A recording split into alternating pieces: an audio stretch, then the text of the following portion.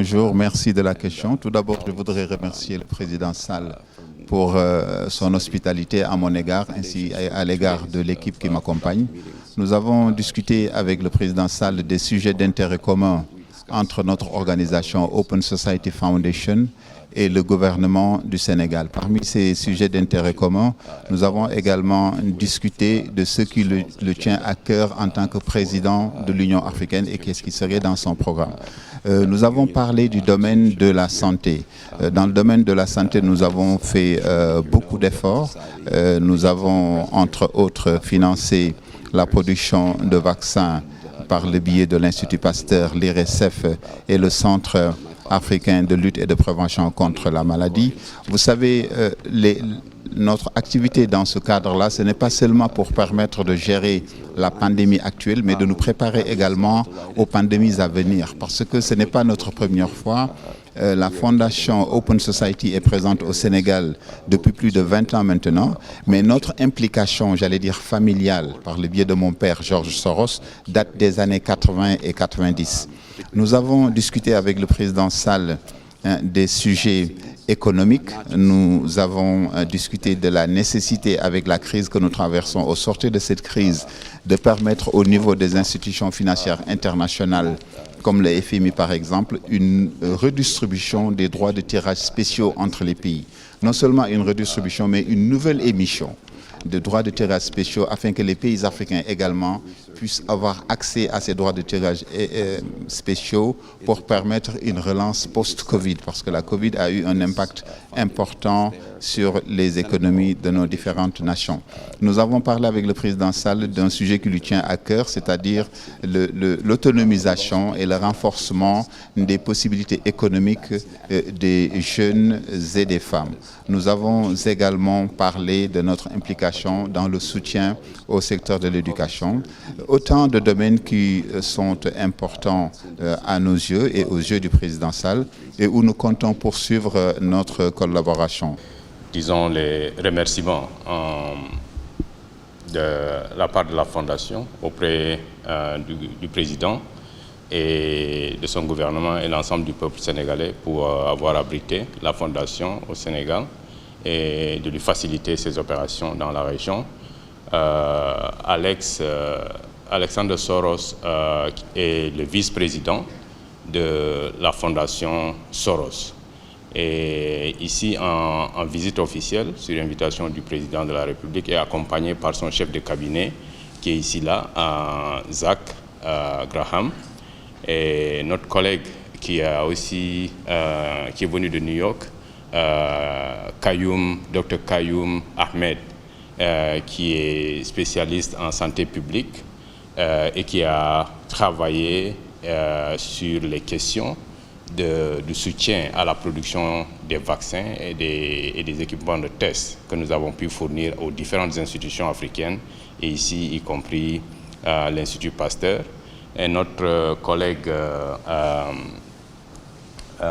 George Kegoro, qui est venu de Nairobi, qui est le directeur exécutif de notre fondation en Afrique de l'Est, et ma collègue Hawa Ba, qui est responsable du bureau Sénégal, des opérations de la fondation au Sénégal.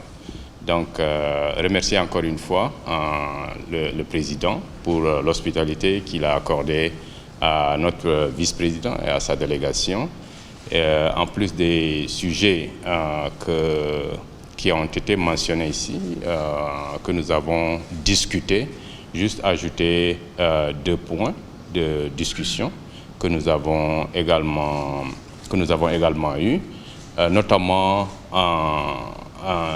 la crise en Ukraine, qui aujourd'hui impacte le monde entier et en particulier l'Afrique, qui subit les contre-coups de cette crise-là, particulièrement dans la fourniture en céréales, l'accès aux engrais, l'accès à l'énergie, au pétrole. Donc, il y a un besoin global de faire un plaidoyer pour qu'il y ait la paix dans le monde et en particulier dans ce pays-là. Un plaidoyer qui est déjà porté par nos collègues et que le président a souhaité que ça se poursuive pour que véritablement cette crise-là cesse ou alternativement créer des corridors pour, disons, pouvoir exporter ces biens-là et éviter les crises potentielles au niveau alimentaire et au niveau énergétique. Je pense que le deuxième point à ajouter dans la discussion que nous avons eue ici est, disons, le soutien au secteur de l'éducation inclusif. En plus de l'éducation au niveau tertiaire, universitaire, mais aussi il y a une préoccupation partagée sur les questions de l'éducation inclusive. Comment soutenir les personnes vivant avec les handicaps, les malentendants, les malvoyants, etc., qui est une forte préoccupation du département. Et comment est-ce qu'il faut aussi promouvoir l'investissement à fort impact pour permettre donc aux projets porteurs du gouvernement à accéder au financement du marché à des taux véritablement concessionnels ou même en dessous du taux concessionnel et à long terme pour pouvoir gérer donc les questions de l'endettement. Voilà globalement les sujets qui ont été discutés, mais Alexandre a, disons, réaffirmé le travail que nous faisons, surtout dans ce contexte de crise, en particulier la crise sanitaire et ses effets, tout le travail qui est fait pour continuer à soutenir, en plus des investissements qui ont été faits, mais aussi, disons, des subventions qu'on continue à donner. Depuis 2020, la Fondation a donné en Afrique des subventions autour de 27 millions de dollars, entre 27 millions et 30 millions de dollars. Et l'Afrique de l'Ouest, notre fondation, dans ces 27 à 30 millions de dollars, nous avons reçu à peu près 10 millions de dollars. Et au Sénégal, entre 2020 et 2021, on a pu donner à peu près 2 millions de dollars pour soutenir la lutte contre le Covid. Donc ce soutien doit se poursuivre au-delà du Covid, comme Alexandre l'a dit, dans le domaine du système sanitaire pour non seulement lutter contre cette pandémie-là, mais les pandémies futures.